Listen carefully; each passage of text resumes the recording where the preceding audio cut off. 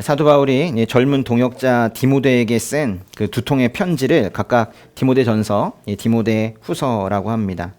바울은 아마도 로마의 감옥에서 디모데후서를 썼을 거예요. 디모데후서는 고난에도 불구하고 복음 안에서 인내하라, 그렇게 말합니다. 고난에도 불구하고 복음 안에서 인내하라, 그게 주제예요. 바울은 자신은 죽을 때가 다 되었지만은 후배 디모데에게는 믿음의 싸움을 계속 싸우라고 부탁을 합니다. 그러면서 바울은 편지 후반부에서 성경에 대한 아주 귀한 조언을 하나 합니다. 디모데후서 3장 15절에서 17절까지입니다. 같이 읽겠습니다. 또 너는 어려서부터 성경을 알고 있다. 성경은 내게 그리스도 예수 안에 있는 믿음으로 인해 구원에 이르는 지혜를 줄 수 있다. 모든 성경은 하나님의 감동으로 된 것으로 교훈과 책망과 바르게 함과 의로 교육하기에 유익하니 이는 하나님의 사람으로 모든 선한 일을 위해 온전히 준비되게 한다. 그 15절에서 이렇게 말합니다. 성경은 내게 그리스도 예수 안에 있는 믿음으로 인해 구원에 이르는 지혜를 줄 수 있다. 성경은 우리에게 지혜를 주는 책이라는 말이에요. 무슨 지혜입니까? 구원에 이르는 지혜이죠. 더 길게는 그리스도 예수 안에 있는 믿음으로 인해 구원에 이르는 지혜입니다. 성경은 우리를 믿음으로 인도하고 마침내 구원에 이르게 한다는 거예요. 이 땅의 초행길도 모르면 물어서 가는데 구원의 길에 대한 이 정보는 더욱 명확하게 실수 없이 그렇게 정보를 수집해서 올바른 길로 잘 걸어가야 할 거예요.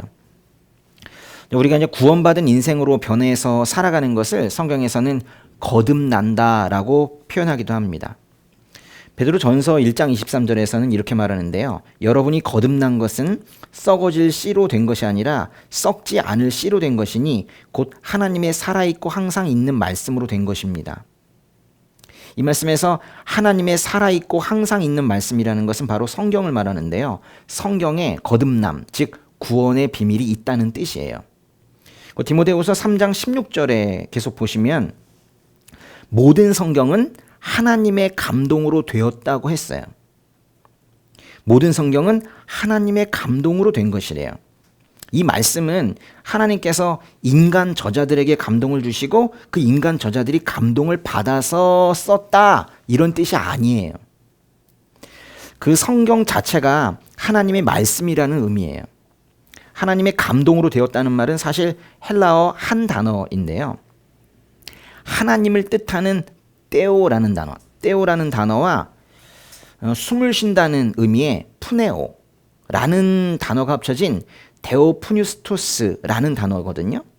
그러니까 이 단어는 성경 전체에서 여기밖에 안 나와요.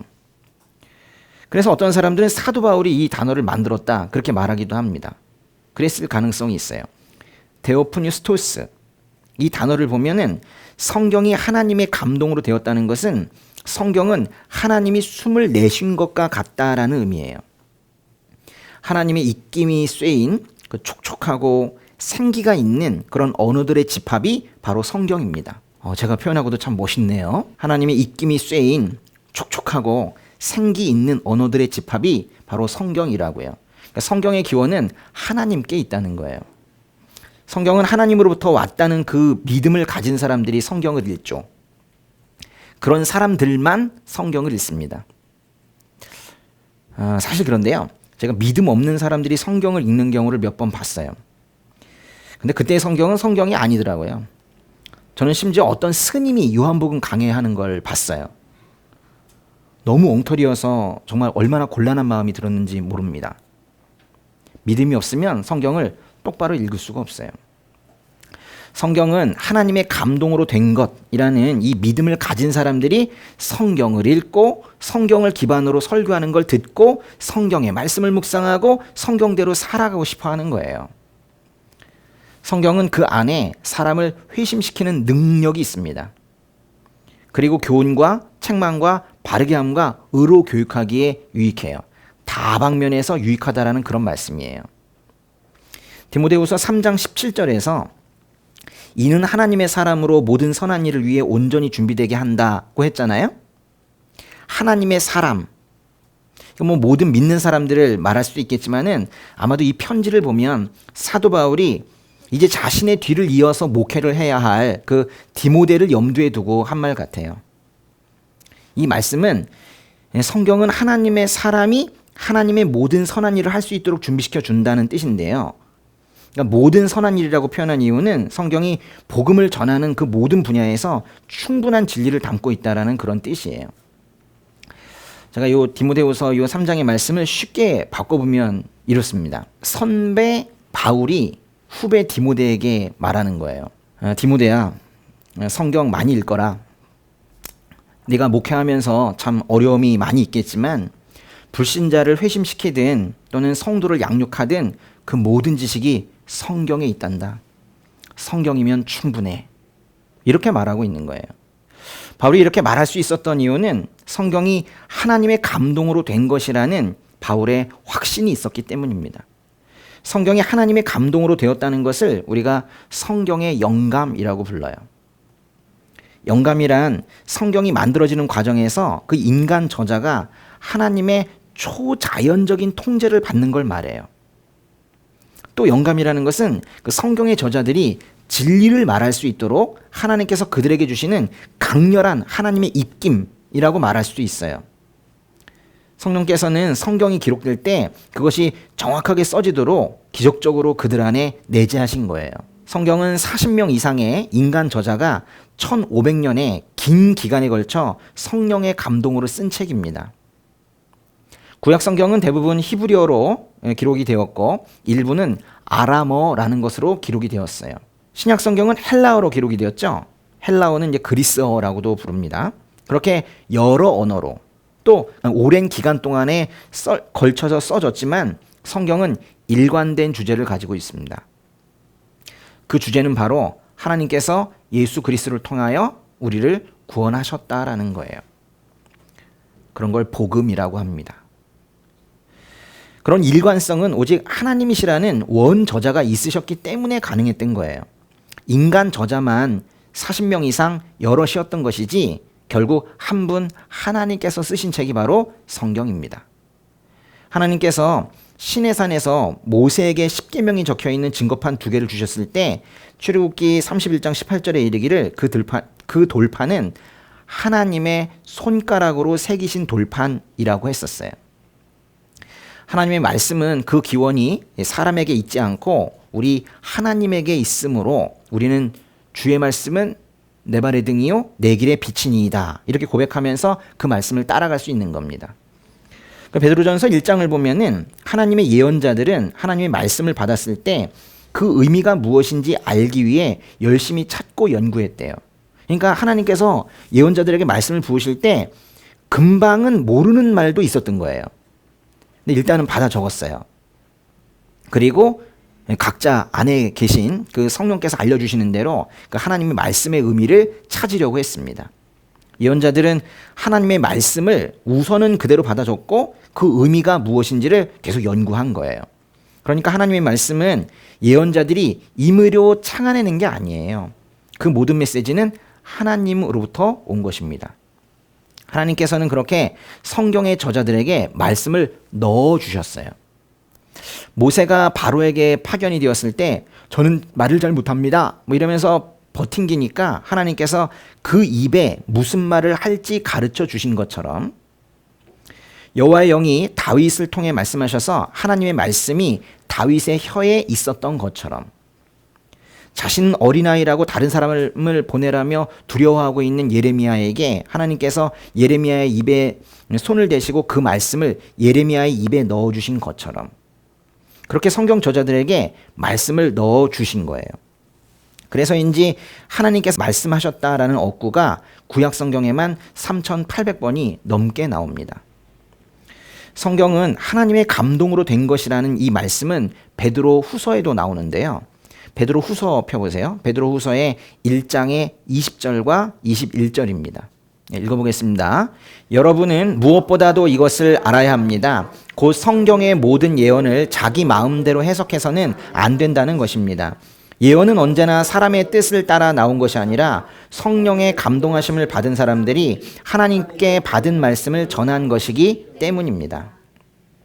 성령 하나님은 우리에게 성경을 주시기 위해서 하나님께서 선택하신 사람들을 감동시키셨다는 거예요. 성령 하나님은 우리에게 성경을 주시려고 하나님께서 택하신 사람들을 감동시키셨다고요. 근데 여기서 이제 감동은 그 사람들이 감동이야 이러면서 글을 썼다는 의미가 아니라 그 말씀 자체가 감동이라는 거예요. 말씀 자체가 감동을 받은 결과물이다라는 뜻이라고요. 그러니까 감동이라는 것은 여기서 성경 저자들의 기록 자체를 말하는 거예요. 그러니까 나 감동받았어. 글 좀 써볼까 이래 쓴 것이 아니라 그 감동이 글이라고요. 무슨 의미인지 이해되셨어요? 예. 그 감동 자체가 그 기록 자체를 말하는 거라고요. 하나님께서는 그 성경의 인간 저자들에게 음성과 환상과 또 다른 방식으로 하나님의 메시지를 전하셨고 그것이 성경에 기록된 거예요. 성경의 어떤 예언도 사람의 뜻을 따라 나온 것이 없으며 오직 성령 하나님의 감동하심을 받은 사람들이 하나님으로부터 받은 말씀을 말한 거예요. 베드로후서 1장 21절을 보시면 개역개정에서는 말했다고 표현을 했는데 우리말 성경에서는 하나님께 받은 말씀을 전한 것이라고 했거든요. 그래서 전했다는 게 원어의 의미는 말했다는 거예요. 그러니까 성경은 하나님의 감동 그 자체이며 동시에 하나님의 감동을 받은 사람들이 말한 것이기도 해요. 이거는 이제 성경의 인간 저자들의 인격과 지식과 배경과 어휘와 문체 등을 사용해서 하나님의 말씀을 말한 것이라는 의미예요. 즉 성경은요, 인간 저자들의 인격을 무시하지 않습니다. 하나님께서 로봇에게 받아 적게 하신 게 아니라고요. 하나님께서 그 인간 저자들에게 감동을 주셨지만, 즉 감동의 말씀을 주셨지만 그 인간 저자들의 인격과 어휘, 문체들이 메시지에 반영이 된 거예요. 다만 그 인격이 그 성령의 의지에 성령에 완전히 장악이 된 그런 상태였던 거예요. 완전히 순종하는 상태였던 거예요. 하나님께 완전히 장악되어 있었던 겁니다. 하나님은 인간 저자들에게 단순히 구술 시키신 게 아니에요. 그냥 불러주면 받아 적어라. 그게 아니에요. 하나님께서는 인간 저자들의 그 독특한 개성과 환경들을 통해서 역사하신 거예요. 그래서 성경은요, 완전히 인간적이며 완전히 신적입니다. 성경은 인간의 말로 표현된 하나님의 말씀이에요. 성경은 인간의 말로 표현된 하나님의 말씀입니다. 하나님의 입에서 나온 명확한 계시예요. 성경 속에 하나님의 말씀이 포함되어 있는 게 아니라 성경 자체가 바로 하나님의 말씀이에요. 그럼요, 성경이 하나님의 말씀이라는 것을 우리가 어떻게 알 수 있을까요? 이건 매우 중요한 질문입니다. 이 질문에 대한 답은 신명기 18장에 있어요. 한번 펴보세요. 신명기 18장에 21절부터 22절까지입니다. 지금 질문이 뭐였었냐면요, 성경이 하나님의 말씀이라는 것을 우리가 어떻게 알 수 있는가, 어떻게 확인할 수 있는가, 그 답이 신명기 18장의 21절과 22절입니다. 읽어보겠습니다. 너희는 스스로 여호와께서 말씀하시지 않은 것인지 우리가 어떻게 알겠습니까? 할 수 있을 것이다. 만약 예언자가 여호와의 이름으로 선포하는 것이 실제로 일어나지 않으면 그것은 여호와께서 말씀하신 것이 아니다. 그런 예언자는 함부로 말한 것이니 두려워하지 말라. 예언자의 메시지가 하나님으로부터 온 메시지인지 어떻게 아느냐? 라는 질문에 답은 예언의 성취 여부입니다. 하나님의 참된 예언자가 한 예언은 성취돼요. 실제로 일어나게 됩니다. 그런데 예언이 성취되지 않았다면 그것은 거짓 예언자의 자기 생각에 불과한 거예요. 진실한 예언은 하나님으로부터 오는 거예요. 그런데 성경의 예언은 예수님의 재림과 관련된 예언 말고는 다 성취가 되었습니다. 그것도 한 분 예수님에게서 모두 성취가 되었어요. 예수님께서 이 땅에 오시기 전 미가라는 예언자는 구원자가 베들레헴에서 태어날 것이라고 예언했습니다. 그런데 그로부터 800년 후 예수님께서 베들레헴에서 태어나셨어요.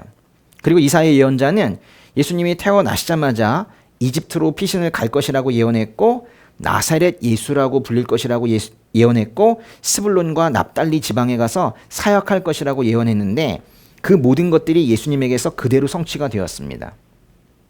가룟 유다가 예수님을 팔게 될 것이라는 것도 예언이 있었고 예수님께서 십자가에 못 박히실 때 그 옷을 그 밑에 있는 사람들이 제비 뽑기해서 나눠 가지는 일까지도 모두 예언이 됐고 그대로 성취가 되었어요. 아주 세세한 부분까지도 예수님과 관련된 예언들이 다 성취가 되었습니다. 수백 년 또는 수천 년 전에 하나님께서는 미리 예언자들을 통해서 앞으로 일어날 일들을 말씀하신 거예요. 하나님께서는 그 예언들이 반드시 성취된다고 말씀하세요. 이사야서로 가볼까요? 이사야서 55장으로 가보세요. 이사야서 55장에 10절과 11절인데요. 읽어보겠습니다. 하늘에서 비와 눈이 내리면 땅을 적셔 싹이 나고 자라서 뿌릴 씨와 먹을 음식을 주기 전까지는 다시 하늘로 돌아가지 않는 것처럼 내 입에서 나가는 말도 내가 원하는 것을 이루고 내가 보낸 사명을 성취하지 않고는 허사로 내게 다시 돌아오는 일이 없을 것이다. 하늘에서 비와 눈이 내리면 반드시 땅을 적시죠. 그리고 싹이 나고 자라서 뿌릴 씨와 먹을 음식을 주고 나서야 다시 하늘로 돌아갑니다. 그와 마찬가지로 하나님의 말씀도 선포가 되면 반드시 이 땅에서 하나님의 뜻을 이룬 이후에야 하나님께로 다시 돌아간다라는 그런 말씀이에요. 사람의 의도는 그것이 아무리 선해도 실패할 수 있지만 하나님의 약속은 반드시 성취된다는 것입니다.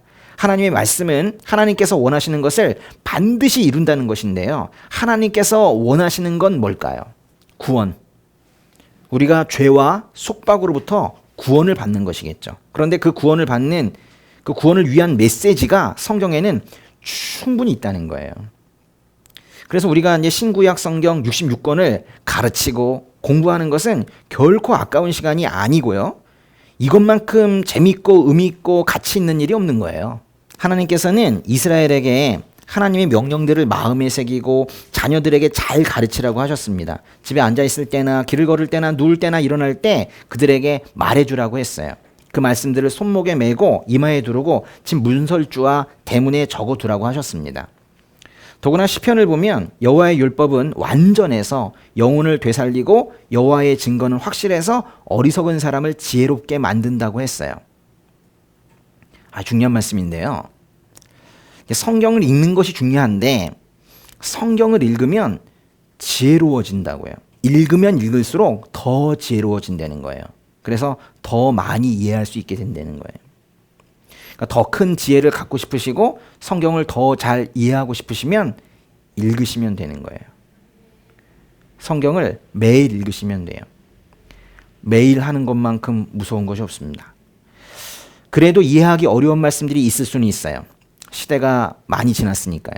그래서 그 이해를 돕기 위해서 선생님들을 보내주신대요. 에베소서 4장에서 하나님께서는 어떤 사람은 목사로 세우시고 어떤 사람은 교사로 삼으셨다라고 했어요. 시스템을 다 만들어 놓으신 거예요. 그러니까 그리스도인들은 기본적으로 성경을 읽고 해석하고 이해할 책임이 있어요. 제가 그냥 그랬으면 좋겠다라고 말씀드리지 않았습니다. 지금 뭐라 그랬냐면 그리스도인들은 성경을 읽고 해석하고 이해할 책임이 있다고요. 성경의 메시지가 명확하기 때문에 충분히 읽으시고 해석하시고 이해하실 수 있거든요. 그리고 읽으면 읽을수록 더 잘 해석하고 이해할 수 있는 지혜가 늘어가고 심지어 그 이해를 돕기 위한 목사와 교사를 다 보내주셨기 때문입니다. 성경을 공부 못할 그럴 상황은 없다고요. 요한복음 20장 30절에서 31절 펴보세요. 요한복음 20장 30절에서 31절에서는 요한복음의 기록 목적을 밝히고 있는데요. 이거는 비단 요한복음의 목적만이 아니라 성경을 기록한 목적입니다. 우리가 읽고 묵상하는 데 의미가 있을 그럴 말씀이에요. 이 책에는 기록되지 않았지만 예수께서는 제자들 앞에서 다른 많은 표적들을 행하셨습니다. 그러나 이것들이 기록된 목적은 여러분들로 하여금 예수가 그리스도이시며 하나님의 아들이심을 믿게 하고 또 믿어서 예수의 이름으로 생명을 얻도록 하기 위함입니다. 성경에 예수님께서 하신 일들을 다 기록하지는 못했지만 그 기록의 목적은 우리가 예수가 그리스도이시라는 사실, 예수가 하나님의 아들이시라는 사실을 믿어서 예수의 이름으로 생명을 얻도록 하기 위함이래요. 성경의 기록 목적을 다시 한번 보세요. 예수가 그리스도라는 사실을 믿고 예수가 하나님의 아들이시라는 사실을 믿고 그래서 예수의 이름으로 생명을 얻도록 하기 위함이래요. 예수의 이름으로 생명을 얻도록 하는 것, 구원. 그러니까 성경의 기록 목적이자 하나님께서 하나님의 말씀을 주신 이유는 모두 구원입니다. 우리는 매우 기복적이어서 늘상 서로 주고받는 기도 제목이 질병, 재정, 관계, 시험 합격 뭐 이런 문제 등이지만 하나님께서 우리를 한데 모으시고 이렇게 성경을 읽게 하시는 이유는 처음부터 끝까지 오직 구원입니다. 그리고 그 구원의 진리를 공부하는데 충분한 책이 바로 이 성경인 거예요.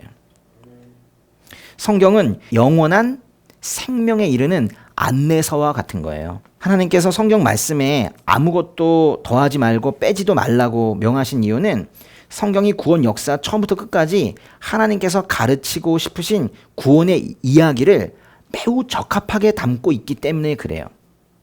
뭐 더 넣거나 빼거나 뭐 그렇게 할 필요가 없어요. 신구약 성경의 결론부와 같은 그 요한계시록의 그 경고의 말씀은 요한계시록뿐만이 아니라 성경 전체에 적용될 수도 있는 말씀인데요. 한번 그 성경 전체의 결론에 해당이 되는 요한계시록의 마지막 부분 한번 보도록 하겠습니다. 요한계시록 22장의 18절과 19절 한번 볼게요. 시작. 나는 이 책의 예언의 말씀들을 듣는 모든 사람에게 증언합니다.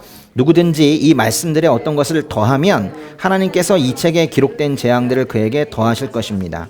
그리고 누구든지 이 예언의 책의 말씀들로부터 어떤 것이라도 없애버리면 하나님께서는 이 책에 기록된 생명나무와 거룩한 도성에서 그의 몫을 없애버리실 것입니다.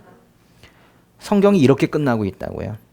성경의 구원에 대한 정보가 부족해 보여서 뭔가 더 추가하고 싶다는 생각을 한 사람이 있다면 그만해도 된다는 거예요.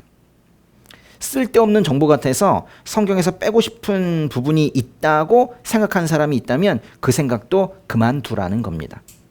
성경은 구원에 관한 충분한 정보를 담고 있는 그런 책이에요. 성경은 하나님의 감동으로 된 것입니다. 즉 영감에 의한 거예요. 그러나 번역은 좀 달라요. 번역은요. 그래서 우리가 가끔 수정도 하고 그래야 되는데 번역은 그렇게 성경이 쓰여진 것만큼 그렇게 영감으로 된 것이 아닙니다. 그래서 번역에는 오류들이 있을 수 있어요. 그래서 이제 번역이 이렇게 많은 거예요. 내가 저거보단 좋은 번역을 만들겠다 이래서 번역에는 그렇게 많은 거예요. 근데 그거는 번역에 오류가 있을 수 있습니다. 그러니까 거의 줄여가려고 노력들을 하죠. 근데 그거는 사본에 오류가 있다라는 말과는 좀 다른 거예요. 현재 성경의 원본이 있습니까? 없습니까? 없죠. 성경의 원본은 남아있지 않지만 매우 많은, 너무도 많은 사본이 남아있기 때문에 현재의 사본은 성경 원본과 99.9% 일치해요. 디도서 1장 2절의 말씀처럼 하나님은 거짓이 없으신 분이십니다. 우리는 성경의 원저자이신 하나님께서 완벽하게 진실하신 분이기 때문에 하나님의 말씀 또한 완전히 진실하다고 믿습니다. 이것을 성경의 무오성이라고 그래요. 무오성. 없다 오류가 성질 무오성이라고 그래요. 물론 문법이나 철자가 정확하지 않은 거, 뭐 자연에 대해 눈에 보이는 그대로 묘사한 거, 과장법을 쓰는 거, 대략적으로 숫자를 사용하는 것 등으로 인해서 일견 오류처럼 보이는 그런 성경의 현상들은 성경의 무성을 해치지 않습니다. 성경은 구원이라는 그 최고의 목적에 있어서 전혀 부족함이 없는 무오한 책이에요. 성경은 구약 39권과 신약 27권, 즉 66권으로 구성되어 있습니다. 제가 다음 시간부터는 그 책들을 하나하나 이제 보려고 그래요.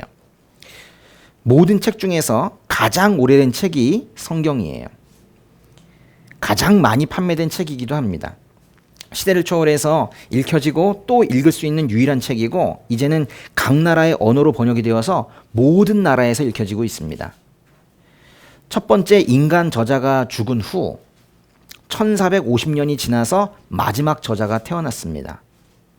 그렇게 오랜 기간에 걸쳐 기록이 되었지만 성경은 일관된 주제를 가지고 있고 그 저자들은 대부분 교육을 제대로 받지 못한 사람들이지만 누구도 흉내낼 수 없는 뛰어난 문장들을 구사해 놓았어요. 그리고 그 오랜 기간 하나님의 보호하심 아래 잘 보존이 되어서 지금까지 이어지고 있습니다.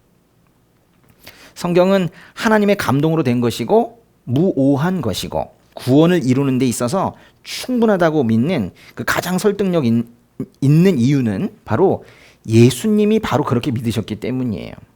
예수님께서 성경이 하나님의 감동으로 된 것이며 무오하며 충분하다고 믿으셨기 때문에 우리도 그렇게 말할 수 있다는 거예요. 예수님께서는 구약 성경을 하나님 아버지의 권위 있는 말씀이라고 선언하셨습니다. 마태복음으로 가보세요. 마태복음 5장 17절 18절 읽어보겠습니다. 내가 율법이나 예언자들의 말씀을 없애러 왔다고 생각하지 말라. 없애러 온 것이 아니라 완전하게 하러 온 것이다. 진실로 내가 너희에게 말한다. 하늘과 땅이 없어지기 전에는 율법 가운데 한 점 한 획이라도 없어지지 않고 다 이루어질 것이다. 율법은 여기서 말하는 율법은 모세 오경을 말하고요. 그 예언자들의 말씀이라는 것은 구약 성경의 나머지 책들을 말하는 거예요. 예수님은 그 책들을 그 말씀들을 없애러 오신 분이 아니라 완전하게 하러 오신 분이라고 말씀하세요. 완전하게 하러 오셨다는 게 무슨 뜻일까요? 성경의 말씀을 완전하게 하신다. 구약 전체가 예수님에 대한 구체적인 예언이라는 점에서 그렇게 말씀하신 것이기도 하고 또 예수님이 그 구약의 율법을 완벽하게 순종하셨다는 점에서 예수님은 율법을 완전하게 하러 오신 분이세요. 예수님은 구약 성경의 말씀에 담긴 하나님의 의도와 의미를 보다 분명하게 해석해 주신 분이십니다. 그런 면에서도 율법을 완전하게 하러 오셨다고 말할 수 있어요. 그런데 놀랍게도 예수님께서는 그 말씀이 다 이루어질 것이다 라고 말씀하셨어요. 예수님의 이 땅에서의 삶과 죽음과 부활을 통해서 그리고 보다 완전하게는 예수님의 재림 이후에 그 구약의 소망들이 모두가 성취가 될 것이기 때문에 그렇게 말씀하신 거예요. 예수님은 자신의 그 전생애를 구약의 성취로 보셨습니다. 겟세마네 동산으로 가룟 유다와 대제사장들과 백성 장로들이 보낸 큰 무리가 와서 예수님을 잡으려고 할 때 베드로가 앞으로 나서며 칼로 대제사장의 종을 내리쳐서 그 귀를 잘랐죠. 그때 예수님께서 뭐라고 그러셨어요? 그 칼을 도로 칼집에 꽂아 넣으라 하셨죠. 내가 아버지께 청하면 당장 12군단보다 더 많은 천사들을 보내주실 수 있다는 것을 너는 모르냐? 이러면서 오히려 베드로를 꾸중하셨습니다. 그리고 이어서 하신 말씀이 있으세요. 그거 한번 찾아보겠습니다. 마태복음에 26장의 54절이에요. 그러나 만일 그렇게 하면 성경에서 이런 일이 마땅히 일어나야 한다고 말한 것이 어떻게 이루어지겠느냐? 만일 그렇게 하면 그러니까 하나님 아버지께 청해서 당장 12군단보다 더 많은 천사들을 동원하신다면 성경에서 이런 일이 마땅히 일어나야 한다고 말한 것이 어떻게 이루어지겠느냐, 어떻게 성취되겠느냐.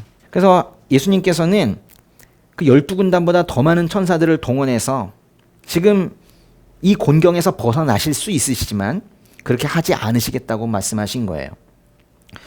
만약 그렇게 해서 예수님께서 잡히지 않으신다면, 그래서 십자가에 달려 죽지 않으신다면 어떻게 죄인들의 죄값을 치르겠느냐고 묻고 계시는 거예요.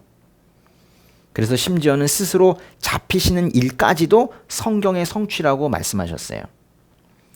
광야에서 마귀에게 시험 받으실 때에도 예수님께서는 성경을 사용하셔서 저항하셨고, 이혼에 대한 어떤 논쟁이 있을 때 그때도 창세기 말씀을 인용하시는 등 논쟁을 해결하는 데에도 성경을 이용하셨어요. 심지어 십자가에 달려 죽으시던 그 순간에도 내 하나님 어째서 나를 버리셨습니까? 라고 시편으로 말씀하시고 죽으셨죠. 부활하시던 날에 엠마오로 가는 길에서 제자들을 만나셨는데요. 그들에게 성경에 대해 설명하시고는 그것이 모두 예수님 당신에 관한 것이라고 스스로 가르치시기도 했습니다. 그들을 어리석고 마음에 더디 믿는 사람들이라고 책망하시면서도 모세와 모든 예언자들로부터 시작해 성경 전체에서 자기에 관해 언급된 것을 그들에게 자세히 설명해 주셨다고 했어요. 예수님은 다른 율법 교사들, 다른 성경 교사들과는 달리 뭔가 다른 권위를 가지고 성경을 가르치시고 해석하셨습니다. 예를 들면 살인하지 말라. 구약의 계명이 있는데요. 그것은 살인의 뿌리가 되는 미움도 가지지 말라라는 것이 원래 하나님의 의도이시다라고 해석해 주셨어요. 간음하지 말라. 구약의 계명이죠. 이 계명은 이성을 음란한 눈으로 바라보는 것도 모두 간음하는 것이니 마음으로도 간음하지 말라는 뜻이다라고 해석해 주셨어요. 예수님께서 마지막 때의 징조를 가르치시면서 하늘과 땅은 없어질지라도 내가 한 말은 결코 없어지지 않을 것이다 라고 말씀하신 걸 보면 예수님은 그 구약 성경의 말씀과 이 땅에서의 그 예수님의 가르침이 모두 영구적이라고 여기신 것 같아요.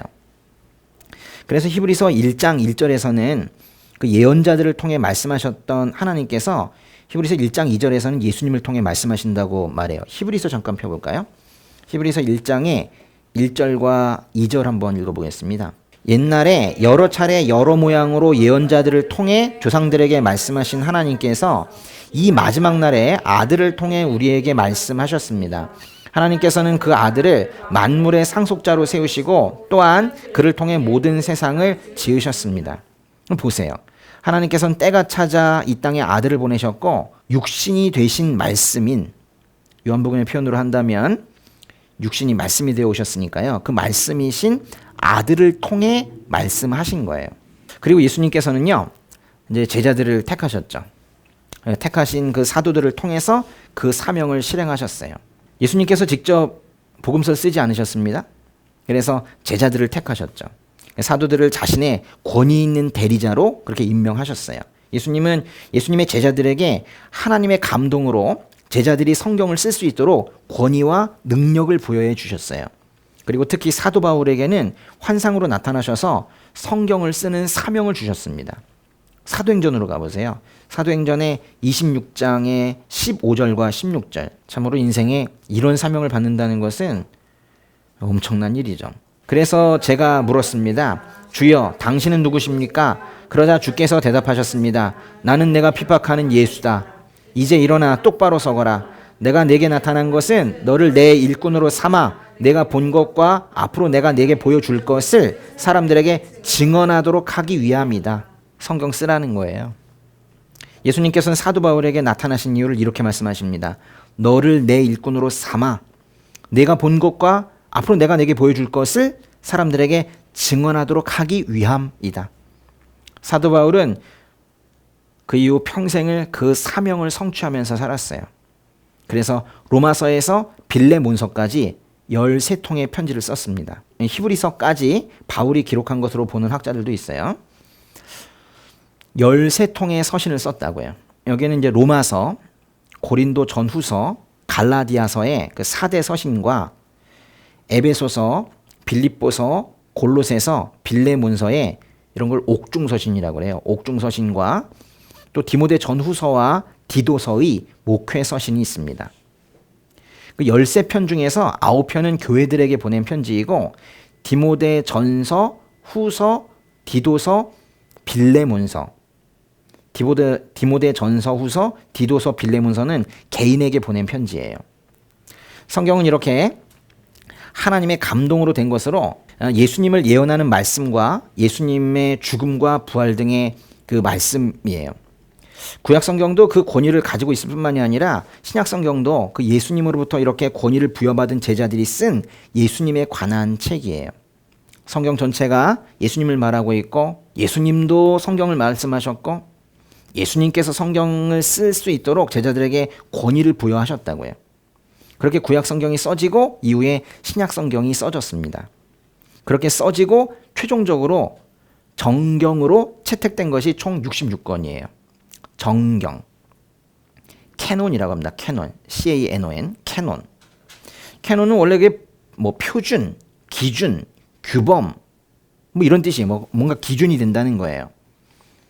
구약 성경의 39권이 정경으로 정해진 것은 기원 후 90년경, 즉 1세기입니다. 그때 얌니아 회의라는 곳이에요. 그리고 이제 신약 성경이 그 27권이 그 정경으로 결정이 된 것은 기원후 397년 카르타고에서 열린 교회 회의였습니다. 그러니까 하나는 구약 성경은 1세기에 그리고 신약 성경은 4세기에 정경이 결정이 된 거예요. 정경이 아닌 책들도 있거든요. 근데 어떤 사람들은 성경이라고 부르는 그런 책들이 있어요. 보통 우리가 외경이라고 하는데요. 외경. 에스드라서, 토비트서, 유디서, 집회서, 바룩서. 처음 들어보시죠? 뭐 이런 것들에 15권의 책이 있는데 이런 거를 외경이라고 합니다. 이 책들에는 어떤 죽은 예언자가 지상에 있는 하나님의 백성을 위해 기도한다. 뭐 이런 내용이 있어요. 죽은 예언자가 지상에 있는 하나님의 백성을 위해 기도한다. 실제로는 그렇지 않거든요. 또 의인이란 태어날 때 선한 영혼을 받은 이들이다. 그렇지 않죠. 뭐 이런 어떤 복음과는 거리가 먼 내용들이 들어가 있는 그런 책들이에요. 그래서 이런 것들은 정경으로 채택되지 못했습니다. 근데 천주교에서는 이런 외경도 권위 있는 성경으로 인정하는데요. 분별력이 필요합니다. 정경이 공연히 정경이 된 게 아니에요. 오늘은 근데 제가 성경은 하나님의 말씀이라는 이 주제의 서론을 좀 말씀을 드린 건데요. 성경은 하나님의 감동으로 된 것이라는 거예요. 성경이 어떻게 써졌는지를 오늘 좀 알아본 겁니다. 그런데 아무리 성경의 기원에 대해서 잘 이해하고 아멘 뭐 이렇게 한다 하더라도 성경을 읽지 않으면 아무런 소용이 없습니다. 또 잔소리 하려고 그러는구나. 사실 성경을 읽는 거는 참 경이로운 일인 것이 책도 안 읽는데요. 죄송합니다. 성경을 읽는 것은 죄인들에게는 자연스럽지 못한 행동이에요. 성경으로 영이 열리는 사람이 더욱 성경을 많이 읽어요. 그러니까 이게 시작이 어려운 거예요.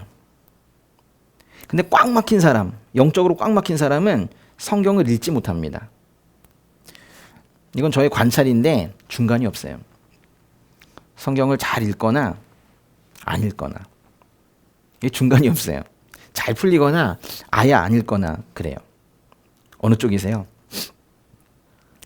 근데 잘 안 읽는 사람, 잘 못 읽는 사람은 왜 못 읽을까요? 믿음이 없어서.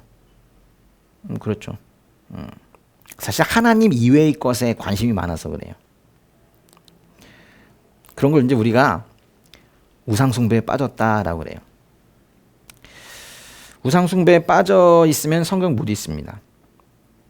우상숭배가 뭐 특별히 어떤 돌멩이 같은 거 깎아놓고 그 안에 앞에서 절해야지만 우상숭배가 아니라 하루 종일 텔레비전 켜놓고 뭔가 기대하고 있는 이런 모습들, 하루 종일 스마트폰 켜놓고 계속 뭔가 오지도 않는데 자꾸 기다리고 있는 뭐 이런 모습들, 우상숭배입니다. 설마요, 이게 우상숭배예요. 이사야서에 보면은 그 나무 토막들을 잔뜩 쌓아놓고 그 중에 절반은 땔감으로 쓰고 나머지는 우상을 만들어가지고 그 앞에서 절하는 뭐 그런 이야기가 있어요. 얼마나 어리석은 얘기예요. 예?